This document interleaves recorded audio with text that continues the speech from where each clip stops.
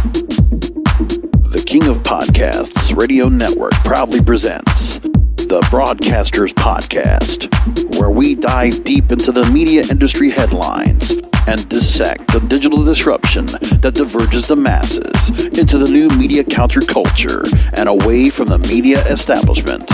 Here is the King of Podcasts. I'm going to say it as clear as this, and I'm apolitical, and I will say it over and over again. But the younger viewers, the younger consumers of music, TV, movies, and radio, there's a lot of them that are not subscribing to politics and bullshit being put in front of them. And some of the things that are being put out there that traditional media could get away with, but not streaming and not social media. You can't control the voices, the minds, the people that are out there. I mean, maybe the companies can do things where they want to go ahead and, take somebody down for terms of service. That's one thing. But when you're talking about what people enjoy as content, it's changed. The digital disruption. And we're looking at some of the things that are being put out and being produced for the mass audience, the mass media, and how it's not doing as well. And it doesn't matter how much you flower up something that's going on. It's just not doing well. As we know, the movie theaters are struggling. I went and saw The Woman King this past weekend. And, there are people that went. And it did get number one in the box office, $19 million this past weekend.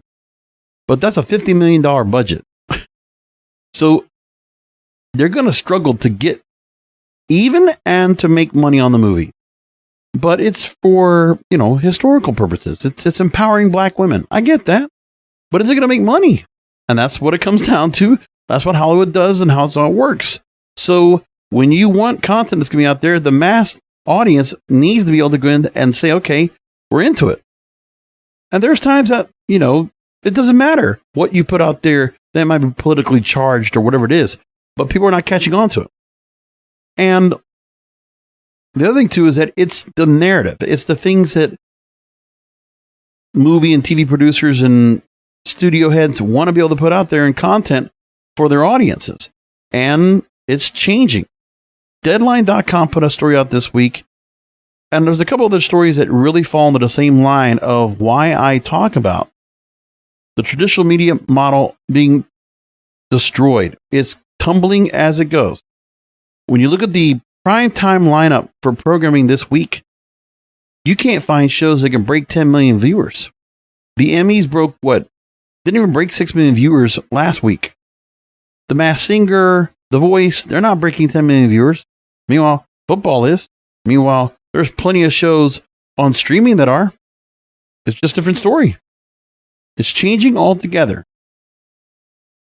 And so we're looking at all that right now, and it's not good. You're looking across the board. You're talking about millions of viewers across the board everywhere else. And things are just changing. So who knows?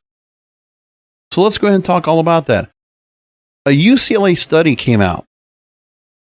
And it was conducted by the Center for Scholars and Storytellers. They said that Generation Z is not interested in aspirational stories and the content they consume on TV or film. And I'm going to pull the study real quick. I'll look at it in just a second and see what they actually put in. But in the highlights of the story from Deadline, they make the point that they collected data from 662 teens ages 13 to 18. Less than 5% of the teens queried wanted to see aspirational content, which is story worlds that teens wish they were a part of, being rich, living the kinds of lives portrayed in Gossip Girl and such. 21% said they wanted to watch content that grapples with real-world issues, family dynamics, or social justice. And Hollywood's been building the young adult content on the belief that teens want to see glamorous lifestyles and rich and famous characters built, but our research suggests the opposite is true. We know this from this and from our race and class study. The majority of teens feel isolated and upset when media lacks accurate identity representation. It's an important change that Hollywood needs to take note of. Well, why are they waiting to take note of it if there's a need of accurate identity representation? what it sounds like is the representations they're trying to put out there are warped and do not necessarily represent the public, the people in this particular in this study.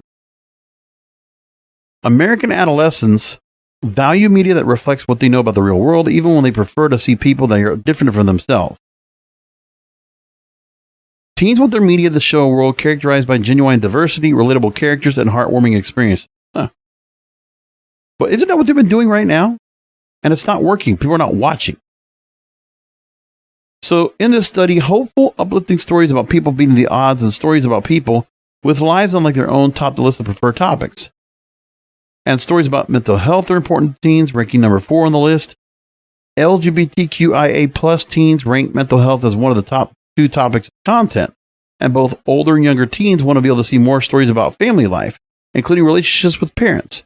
Partying and or drugs and drinking came second, and content about climate change came last. Content about climate change came in last. It comes down to you have to be able to build content for an audience. And if Hollywood and traditional media do not want to do that, then you know what? You leave it to the streamers and you leave it to the people on social media to do that. The people on Twitch, the people on YouTube, on various video outlets. That's where they're going. Okay?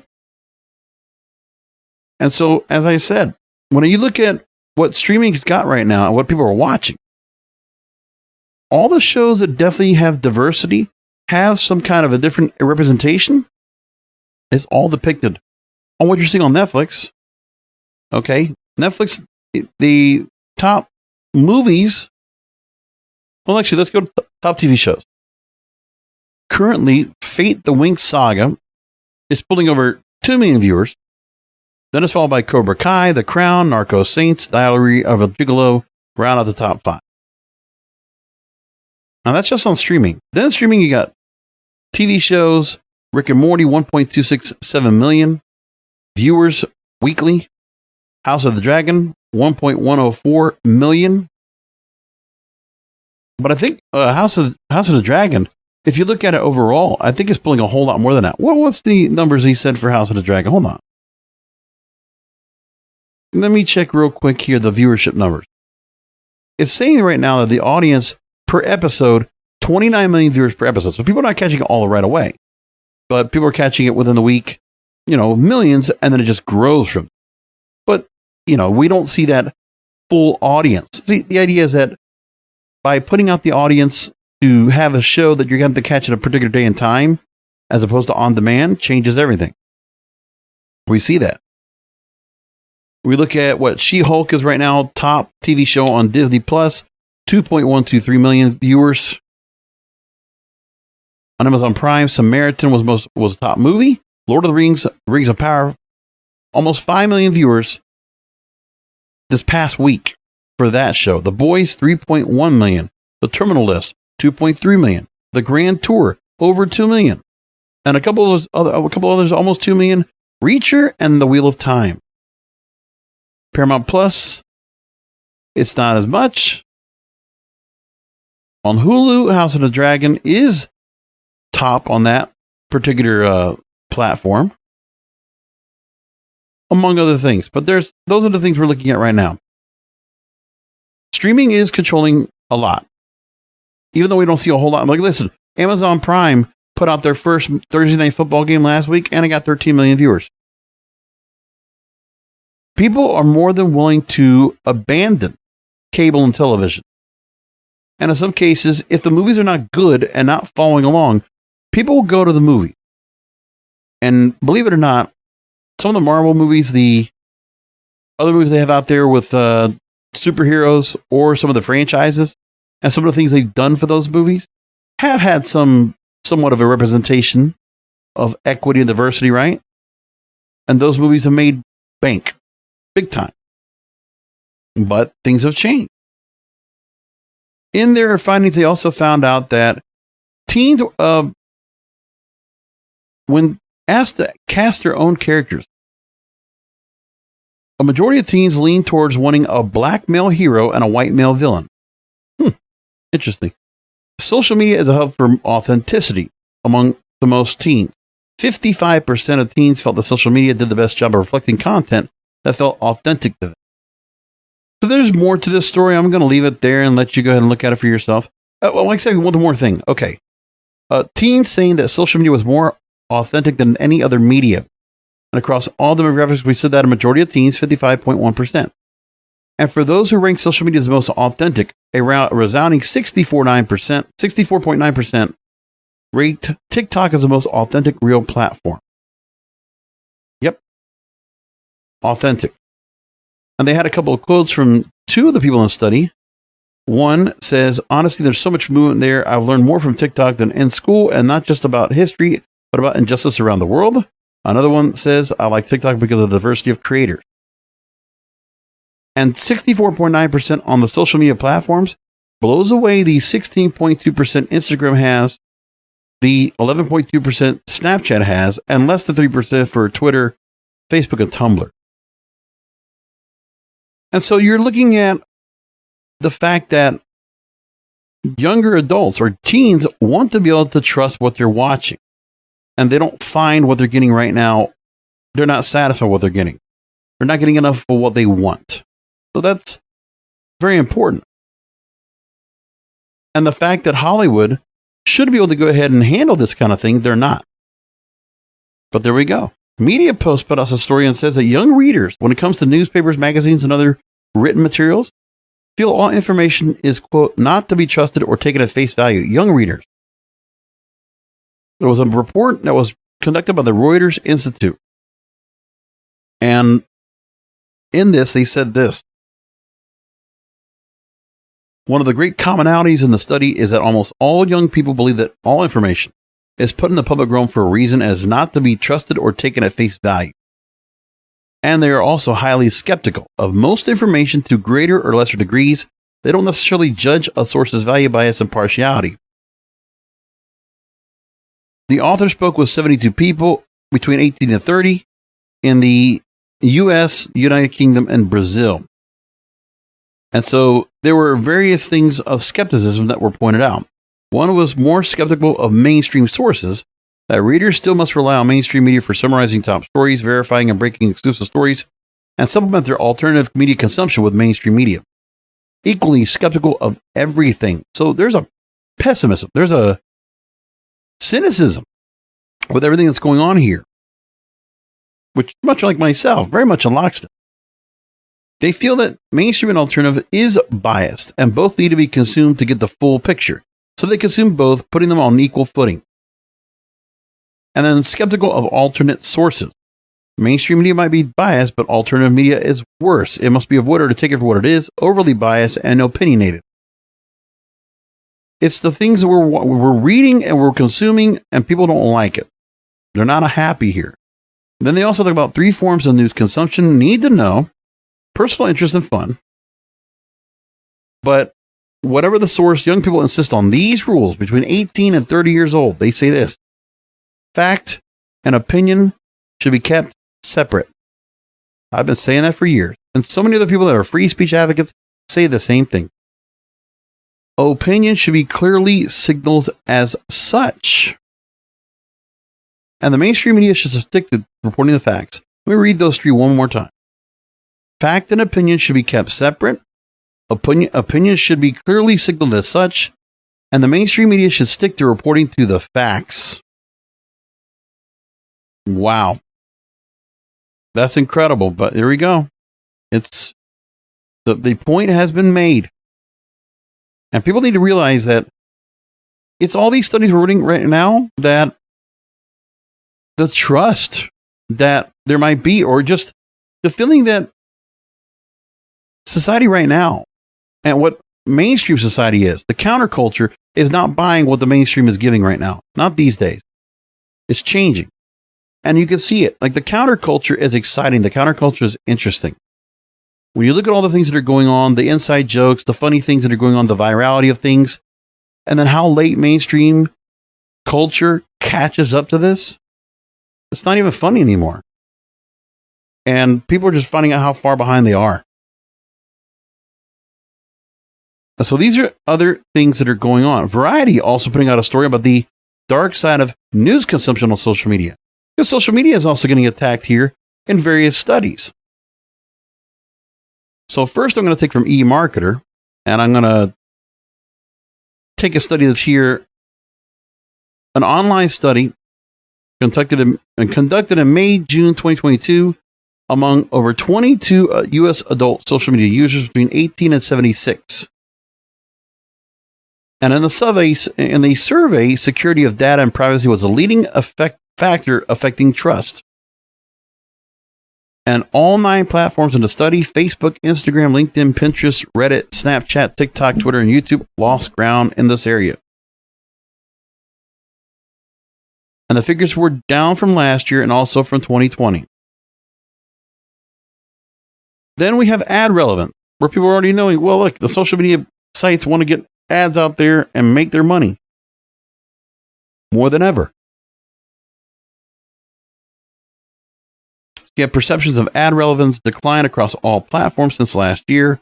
Apple's privacy-related changes limited the ability of platforms to target and measure results from advertising were likely a fact. We move along, and they talk about here how marketers need to prioritize platforms that are working to raise user trust. And that's what's being said in the eMarketer study, is that user trust is falling, and the people that are consuming it, that's part of the skepticism as well. But because things are so bad on the mainstream side, people are still willing to go out there and risk going to social media to get information, to engage, to get involved. Another story from Variety.com talks about the dark side of news consumption of social media. And so there's been a lot of talk about how the social media sites are getting under fire. Meta and Twitter, long resistant calls for their platforms to be regulated by the SEC, much as traditional news networks are. And among younger consumers in its Variety Get Wiser Demographic Divide report, they say that social media has a strong level of influence for news and thus may be deserving of more formal oversight. So among the audiences here, social media as a news source, which ways do you get your news?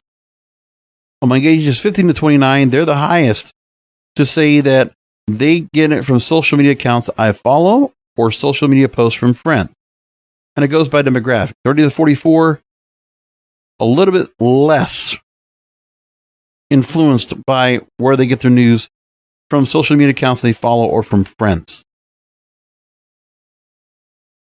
When asked about if social media makes it easier for rumors to spread, 40 to 45% agree among ages 15 to 59 and more among those over age 60. And then when asked if news on social media is more accurate than television, 18% here agree among 15 to 29, and then it goes 14%, 9%, 4% among those 30 to 60. And then with social media as a news source, a question was asked, which way do you get your news? And in this chart, they show that 60% say that 83% of them, of 60-year-olds and up, don't use social media for news. Meanwhile, ages 15 to 44, between 46 and 47% on average use social media or other sources for news. And then you get the other bulk of them using social media for news, one or the other. So 1 in 7 consumers between 15 and 29 get their news only via social media, more than other age groups. And fact-checking is rare on social, with it have been obvious concern that over half of those under 45 get all or some of their news via the media.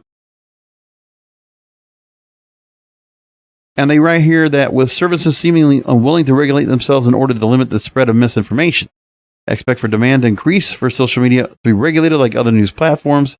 Not to say the current situation on TV is much better, with opinion often peddled this fact, but having an unregulated news source of growing importance to younger consumers' decision-making is a situation that will change over the next few years. But you know what? If news starts getting controlled and handled and managed on social media, people will go somewhere else. They'll find it somewhere else.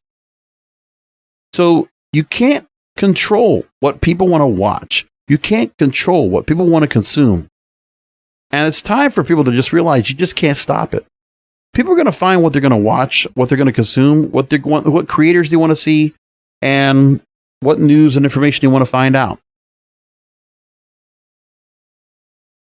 By controlling on these large social media platforms doesn't mean shit. That's pretty obvious. And when you look at all this, you're like,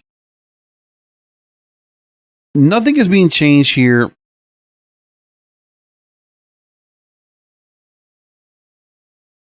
Where there's nothing you can do now to really make much of a difference.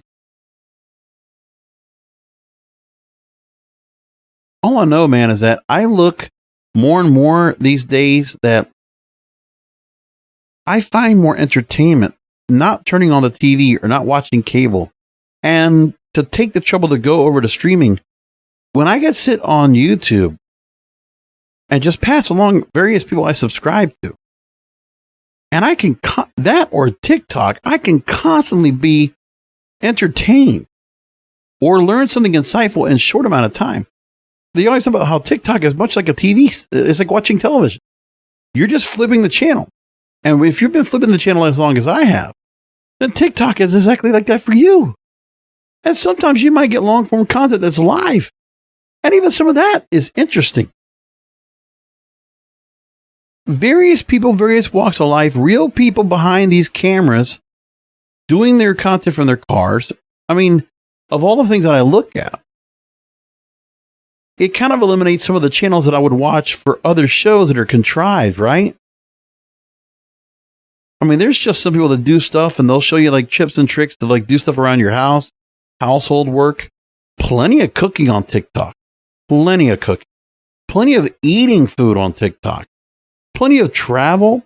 Plenty of beauty. Plenty of, politics and news and all these different updates that come up all the time. And there's some really adept people that are content creators that were professionals from some other space. And they come into the space and they're just doing an amazing job of putting out content and knowing what to put out there and adapting so well. Like, it's one thing to see some of the celebrities doing what they do, which is fine. But as we know, even the celebrities don't get that much of a play. I mean, look, yeah, sure, the D'Amelia's doing their thing and Addison Rae and all, but like, they're so big and huge now that like, it's an afterthought what they were doing with what TikTok has been, how important it has been to them. Bella Poarch, Kabi LaMay, whatever, like all those different stars, they're all now they're celebrities. And so they're not just behind the camera on TikTok anymore. Now they're just famous as influencers. They're A-listers, or as important and being followed by paparazzi or being offered different projects to do. They've sold out. And that's not the problem. It's like, that's okay. But that's what happens. And then you see certain artists that are trying, like especially music artists, trying to get themselves up and moving. And they do a lot of good things to try to get themselves out there. But like the influencers that are grinding it every day and putting out content. And I'll tell you, one thing for me is like that algorithm for TikTok, especially, how they know what stuff you want to watch. Like I'm watching stuff on, dating, relationships, and all this stuff going on. And it's just, I get so much of it. And it's also a lot of times not based on one side of a political side or another. Like I get it on both ways. It's incredible what I see. And I get on there on a regular basis. Honestly, TikTok, I might be on there almost 2 hours a day. I really am into that quite a bit. Unless I'm watching some stuff on YouTube, and there's quite a few shows I'll watch on there that'll have all I want of exclusive content I will not find anywhere else. And we've talked about how podcasters are out there. They're using the good microphones. They're using the good cameras. They're looking good. They got good graphics. Like the content that's coming on now, even on TikTok, you see what people are doing, and they're doing such a good job of producing content, and they're doing it by themselves. It's incredible. And I kind of feel jealous because I can't do the kind of work that all these other people can do to put content together so quickly and post. Like sometimes when I see some story that comes out and immediately the virality of whatever it is like automatic, and people will put out content and immediately it will just drop in. And TikTok has their news feature called TikTok Now. So what they're trying to do is you're just trying to get anything real time. Like they're trying to get there as quicker than Twitter for content. Imagine if you have video and you have things like that, breaking news. Like I found out more breaking news on TikTok than anywhere else.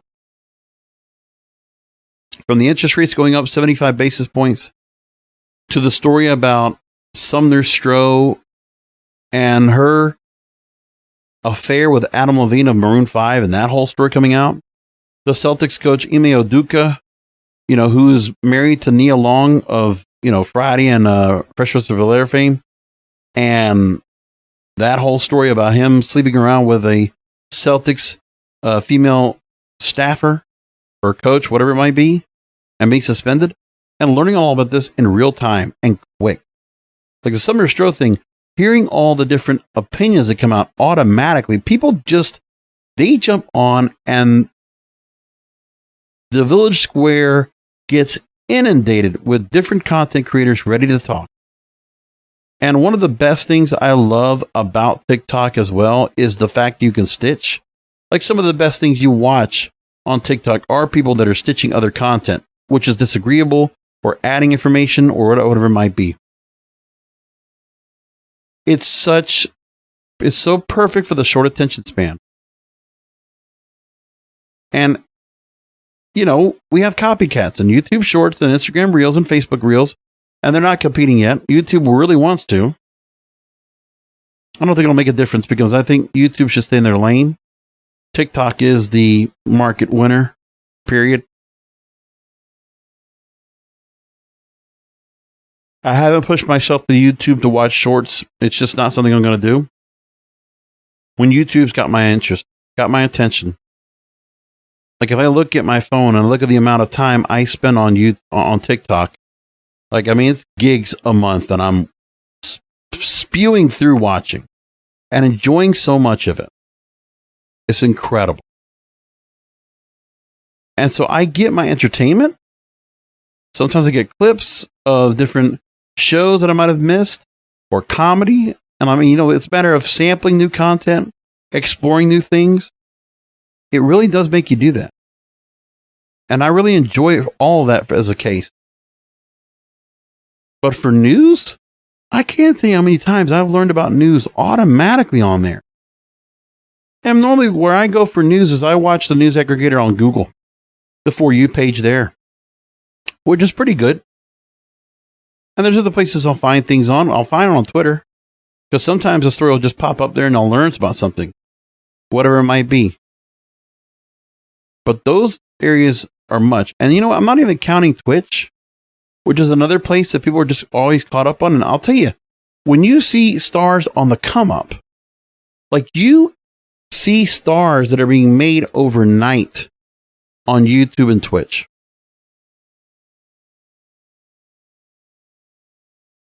And the kind of followers they can all get. And how one of the things that's more important is that how I see gamers that are on there playing video games. And all of a sudden, when they start talking, while they're doing whatever they're watching, whatever they're playing, and they start having people listen in for their opinions and their commentary, I know there's some people that are able to go and draw, say 5, 10, 50, 50,000, 100,000 viewers on their own. And what's the promo machine? What's all that's going on that's being able to make that possible? Well, these people are doing it on their own. They got their social media platforms. They're not using any major promotional platforms, no ads, nothing like that. Word of mouth. And I'm just amazed on how quickly everything comes up and people are just so caught up. And there's various shows that I can't listen to a podcast anymore. I have to watch. Something about that. And part of it is, I think it's something about how I watch things over on TikTok of clips. And of the clips, I'm absolutely engaged to go ahead and subscribe to whoever that YouTuber is and watch their content and follow it. It happens so much. And so I look at all that and I'm saying to myself, if I really wanted to, I don't have to look at Netflix or Amazon or other streaming services right now. I've had a lot of things going on with my, in terms of personal life. So like the last 6 weeks, I've really not been touching TV much. Really not much. Maybe TV news, just to put on the background. But I am so consumed with online. And then sometimes I get the various audiobooks I'm catching up on, and I'll listen to those. But man, I am listening. If it's not music, if it's not audiobooks, man, I am on my phone so much more than ever. Consuming, and finding a plethora of materials. And by the way, it's not such a schedule. These are people that are doing this real time, all day, all night, year round, 365. The way I like to do my podcasts, I don't take a break off. I don't take a break. I don't take a week off. I'm always on here doing it, grinding away. Because also these people are not caught up with, 6-figure, 7-figure contracts, right? And they're not people that are just, there's no likability to them. You start finding people that you really have a likability to, and you catch them on, and you're the ones that are endorsing and validating them. It's not some producers or some other people are out there that are doing it for you. The people that host award shows or talk shows, they're not viral. They're not important now. When you look at the lineup of the daytime talk shows, have you ever passed by that on TV? All right. Meanwhile, you got Wayne Brady and Drew Carey that are able to pull maybe 10 million viewers on their respective shows. Let's Make a Deal on Price is Right. Kelly and Ryan, they're old. They're washed up. Sherry Shepherd, Kelly Clarkson, And you look at Rachel Ray. Man, Rachel Ray looks like she's been on there way too long. And she's not fresh faced and young anymore. She looks really old now. Age is catching up to her. And there was one thing about some of the shows we had that were very viral that were just, it was just schlock. We have Geraldo and Jerry Springer and Sally Jesse Raphael and all those kind of shows, and Montel Williams. There's something about those shows where they didn't take themselves too seriously. But some of these other stars that are they were famous beforehand. That's the thing. They're using people that were famous beforehand for these types of shows. And then the late night stuff? No, what? You're combined, 6 million viewers? When it used to be 2 or 3 times as much to watch Jay Leno or David Letterman. That's all changed. They're scrapping. And then the stars they have on there. And then the amount of times they put people on that nobody cares about. There's no real people on those shows. It's all changed. It's not funny anymore. Why is it that Saturday Night Live, there are so many cast members that have dropped off and left? Because they're going to probably do better off going somewhere else. Just saying. I want to take one of the story about news that also is pretty much delving into things quite important. It's a political communication study. And this is from Taylor and Francis Online.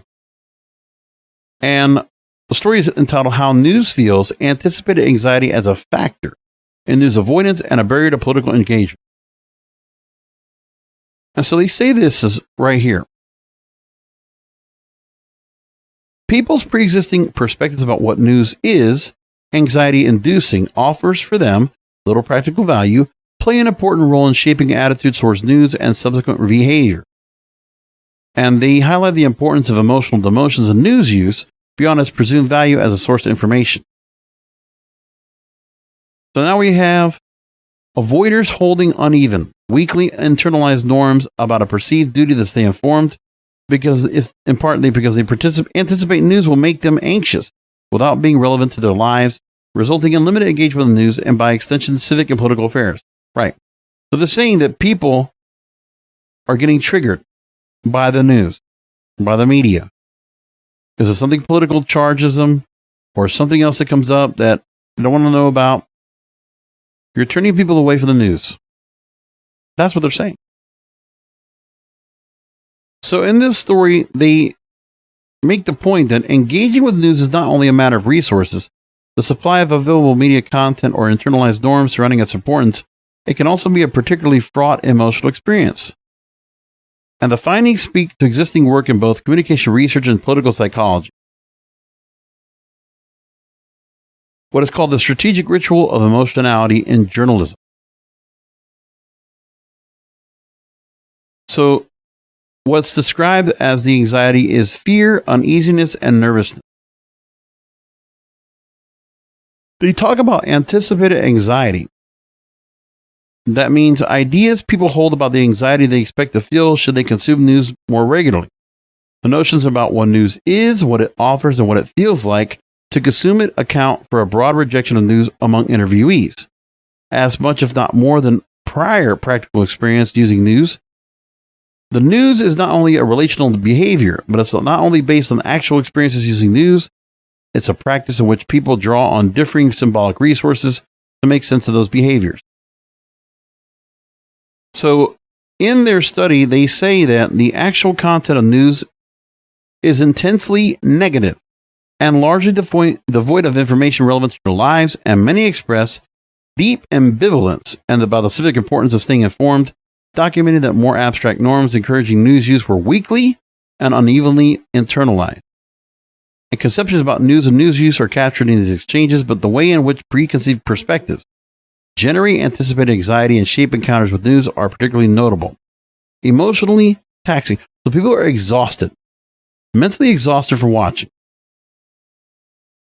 and perceiving it as negative and devoid of information. News doing the opposite of what's supposed to be doing. And they say it's becoming an obstacle to deeper political engagement in a complex and upsetting world. Doom and gloom. We always talk about that. It's the truth. There's a whole lot to this more that you can go through. So look at it, broadcasterspodcast.com. Look at the description.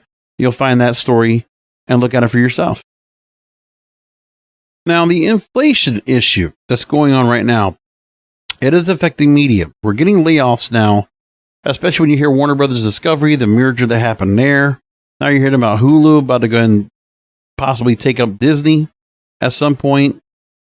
And then what is it? NBC talking about, I forget who they're trying to go and buy.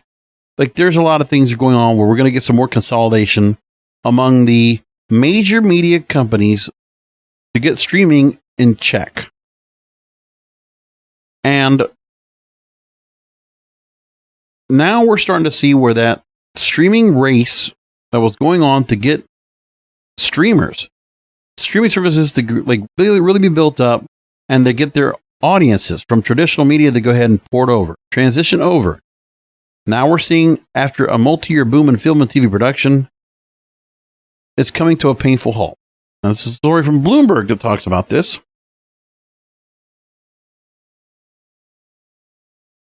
So Warner Brothers Discovery is sacking 100 TV ad salespeople. Paramount Global acknowledging it may stop offering Showtime as a standalone streaming service. And Netflix is announcing another round of layoffs. So we're getting firings, introspection, and hand-wringing. While much of the country only worries about a recession, major media companies are cutting jobs or consolidating, and stock prices are collapsing. So Bob Chapek, the CEO of Walt Disney Company, is said now, quote, the very foundation that the streaming business sits on has been devolving on sand. It's all been shifting. And so Disney has already said they're going to decrease their spending on content by about 10% this year. And now we're hearing about experienced producers are finding it hard to get projects going at studios unless they're based on familiar material. Bill Mechanic, a former head of Fox Film Entertainment, says, quote, nobody wants to do anything other than sequels. So we're getting a lot of rehashed content, and we're going to continue to see doing that.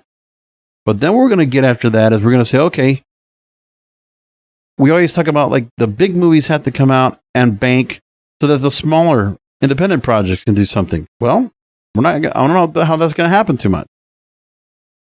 Sheeny and Bardar, a Los Angeles psychiatrist with many entertainment industry clients, says there's a general sense of uncertainty of when things will pick back up. Plus, there's a word that Discovery Plus will be folded into HBO Max and some other programs. Executives of the studios are canceling projects, even with stars attached, or putting them on the back burner. And they're asking for 20% reductions in budgets for series, according to talent agents Bloomberg News spoke with. Oh boy. So now we're seeing that the result of trying to race for the streaming, and now that we have an economic collapse, all these media companies can't keep up with the kind of content that we're offering to their audiences. So once they can't keep up and keep providing new, fresh content, even if it's rehashed, then what do they have for people that are streaming to watch? What's going to happen with House of the Dragon or the Lord of the Rings of Power? Well, those are all done and consumed. Then where do these people go? Social media. So the beast has to keep feeding the audience. And those mainstream big corporate outlets are going to have to continue to try to supply and push out there. And if they're not able to, those audiences are going to go somewhere else because their subscriptions, what they're paying for, has to be met. And so those are big problems that are out there. But in the meantime, while you might have Apple or Netflix or HBO Max and others spending billions upon billions of dollars, the content creators on social media and on TikTok and Twitch, they're not spending at all. They have very low budgets. They're monetizing, but they might be putting some money back into what they're doing. But for the most part, they're just cranking along without any worries or hesitation. And some of these people are actually able to make a good living just on what they're doing right now online, and that's it. They don't have to worry about anything else. And the digital media also has an issue about the shrinking amount of mergers and acquisitions. So the normal thing that would be done for companies to just consolidate and just, if we need to pair it with somebody else and keep it going. There's not as many mergers and acquisitions in media as there once were. Not like there was in between 2011 and 2016. Because now we're getting less since 2017 and all the way to current day. And there are still some companies that are looking to go and do something to merge and acquire to get themselves staying solid as an identity and intellectual property, as a brand, so they can stay alive. So we're learning about the likes of Vox, Forbes, The Athletic, and others looking to scale and diversify their businesses with mergers and acquisitions. Without the optimal market conditions for consolidation, losses are going to continue to mount and eventually force additional cost-cutting measures, such as headcount reduction. And if these circumstances persist for longer than anticipated time, some digital publishers will not survive.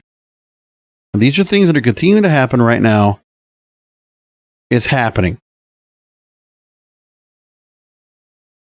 There's even a commentary from Variety about a new era of slower streaming growth has already begun. And so for people that thought this was going to continue, they're running out of growth now. I mean, sure, you're going to have some of these streaming platforms expanding to new markets, but man, if they're running out now and they can't monetize that, well, look what they're doing. Like Netflix is going to have an ad-supported model, and so will the others. And they will have done all this work over the last couple of years while abandoning their traditional media outlets. Why I was talking about, did you want to abandon television? Do you want to abandon radio altogether? You could have still put an emphasis there. Mainstream could have still done that. These big corporations could still do that, but they choose not to. And that's why I continue to go ahead and go after these companies on a regular basis and let them know what they've been doing wrong. Because I've been following the digital disruption for this program for 4 years coming up at the end of this year. I'll have completed 4 years doing this program. I'm coming up on 250 episodes. And how many times have I talked about the digital disruption and how much it is affecting everything overall? I got a few more stories to bring up to you now. If you haven't looked in your Spotify feed, you might not have noticed, but you will, that Spotify is now offering audiobook. And audiobooks currently represent roughly a $10 billion global market that could grow to $70 billion. Now, there is a thing to be said about audio book platforms that Americans have used and how popular they are. Well, right now, 23% of respondents surveyed in a Variety Intelligence Platform survey, they said they have listened to an audiobook in the last month. 12% purchasing an audiobook in the last month, 13% having an audiobook subscription, of which I'm one. Audible has the biggest market share, 51%. There's other platforms that make up 38%. Google makes up 24%. Audiobooks.com makes up 24%. Scribd, 8%. And Blinkist, 4%. And so now we know that audiobooks are now available for purchase. You can listen to it in your Spotify library. They've already done it, and it's interesting. I can't complain about that. If they can do it, better on them. So they've already started that as of now. You can actually look at that as we speak. I was going to read up real quick the Adnan Syed story. The story of Adnan Syed, which obviously was the onus for the first season of Serial on NPR that became one of the biggest podcasts out there. Being convicted of the murder of Heyman Lee, his former high school girlfriend. Well, apparently,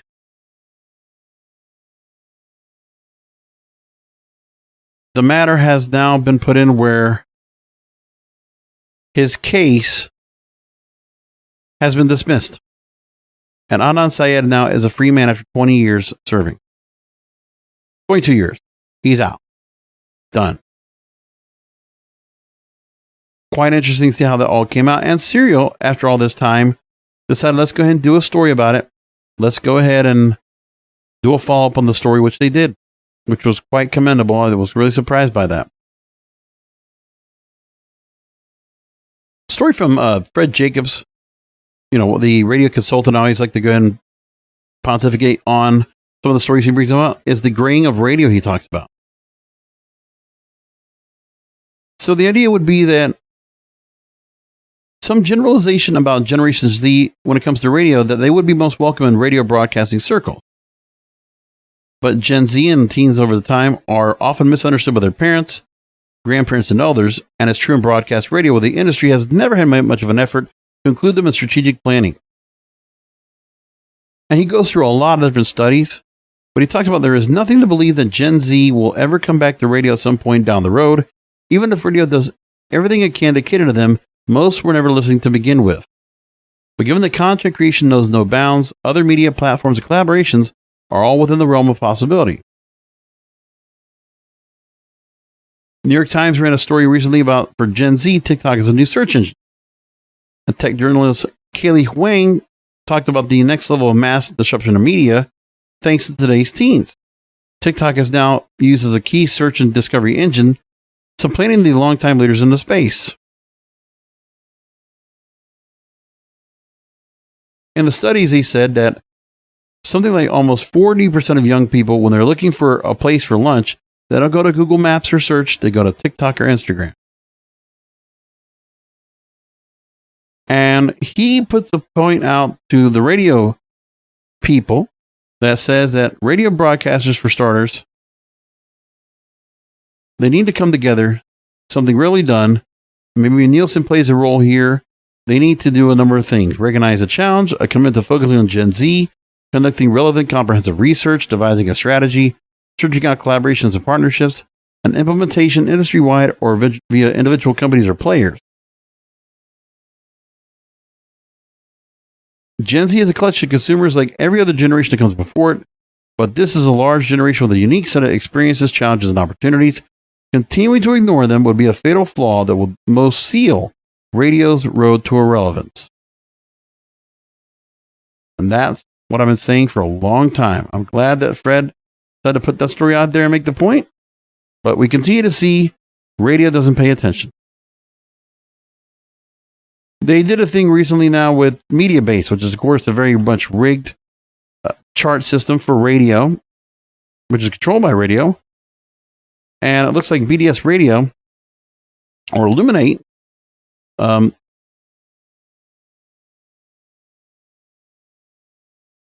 BDS Radio was acquired by Nielsen's music data business in late 2019, that the media base's radio tracking data will now fuel Illuminate on reporting radio's music activity in the US and Canada.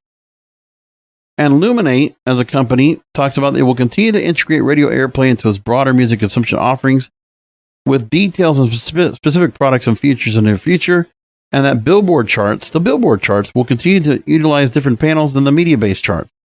But there might be an adjustment period within Billboard based on the stations that are currently monitored. So, no matter what, Billboard and what they're doing, here's what they're saying right here now. Illuminate owns and operates the radio tracking service BDS, which is used to service its clients' radio data needs, including powering Billboard's iconic radio charts and other charts incorporating radio data, including the Hot 100.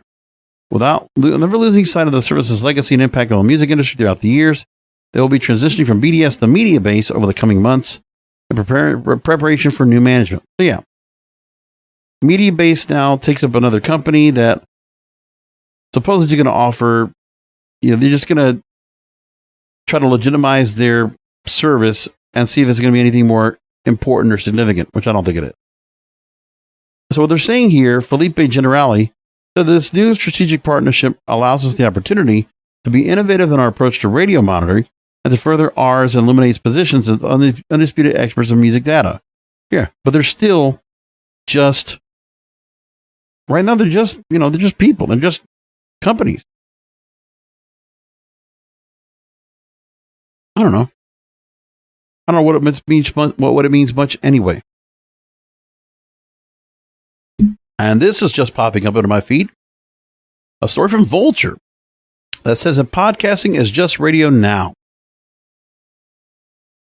They talk about how the Serial podcast, it's been almost 8 years since the show dropped. And an entire industry has roared to life, drawing on Hollywood studios, corporations, celebrities, and billions of dollars. They mentioned about how your phone is full of podcasts, I'm sure, and maybe you're convinced a friend to add one of your darlings to their queue. When was the last time a single title was being dissected by everyone you know?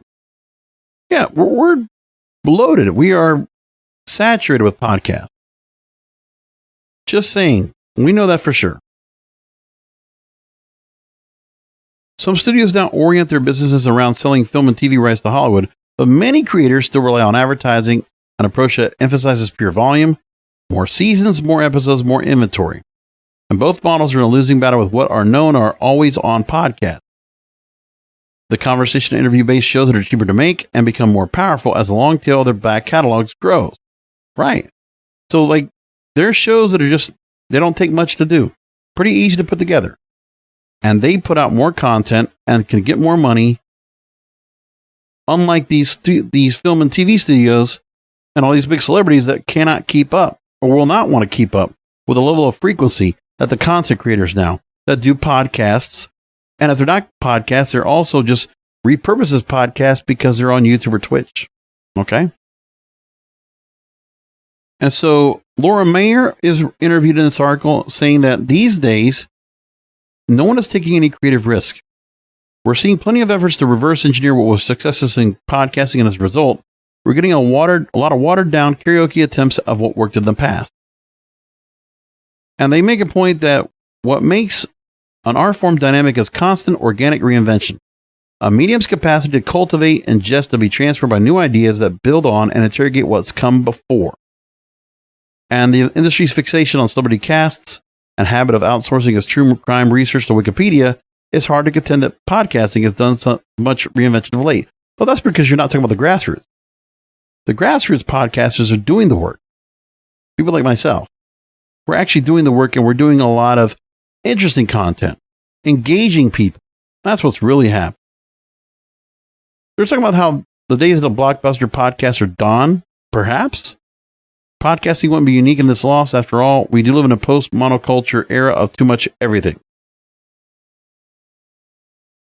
But, they're thinking that some of the shows that are going to be on here, that podcast is going to have some kind of level of streaming. No, not necessarily. But there are big audiences for some of these shows. Don't get me wrong. But podcasting has to be a constant. It has to be going on all the time. You can't just off and on all the time. Sometimes you can, but really you want it to be something more. That's really the plan.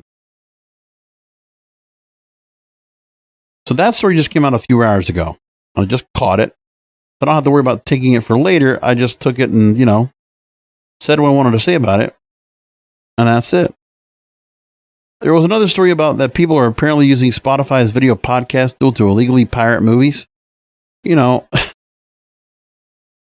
People that can't even wait for the damn 45-day exhibition window to finish so they can watch a movie. I'm surprised that still is a thing now these days. And there's another story that I'll take real quick just to make a point. Bitcoin Magazine, for whatever reason, talking about podcasting and that it will bring Bitcoin to the masses. Podcasting 2.0. I want to take this story real quick and see what they're trying to say. In the story here, they say that Podcasting 2.0, in my opinion, has the potential to be Bitcoin's first killer app outside of using Bitcoin as a sound savings vehicle. It's just a tip of the iceberg. The model stoked inspiration and builders across the world, and they're beginning to see more and more applications and totally come to market that will make content mediums of all types monetizable.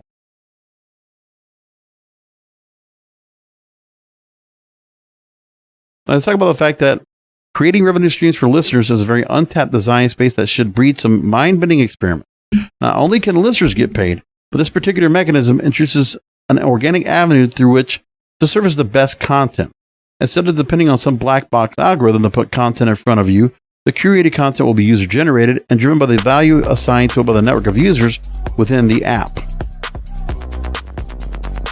We're also talking about doing something with Web3 types of capabilities and have Bitcoin attached to podcast. That's what they're talking about going forward. So it's all interesting, fascinating things that are going on. But like I said, the original start of our story is this digital disruption and how the traditional mainstream media of music, movies, TV, and radio continues to be hampered. When TikTok has new music and they are able to get songs viral and immediately go up to the Billboard charts, things like that, or certain shows, streaming can only do so much. When you got to make big event type stuff, there's not a lot of people that can pull the kind of audience like an NFL does. NFL football gets a lot of people. But I don't know. While economic problems are going to hinder now all these major companies, I can already tell you that the content creators on YouTube and Twitch and other places, they're going to thrive. They're going to find their way through. And they're going to survive, and they're going to do pretty well in the space. And it doesn't matter if they get too much bigger than they are. And if they do, it'll be within their own realm, under their control, and not by these corporate suits. That's the show for this week. Thanks for listening in and finding it as you always do. Subscribe to it. Make sure to look for video and audio every week. Broadcasterspodcast.com. And until next week, remember that content is king, and the control of your content is in your hands. Thank you for listening to the Broadcasters Podcast. Find all the links to subscribe to the show by going to broadcasterspodcast.com. And don't forget to check out the King of Podcasts wrestling program, the Wrestling is Real podcast, exclusively at wrestlingisreal.com.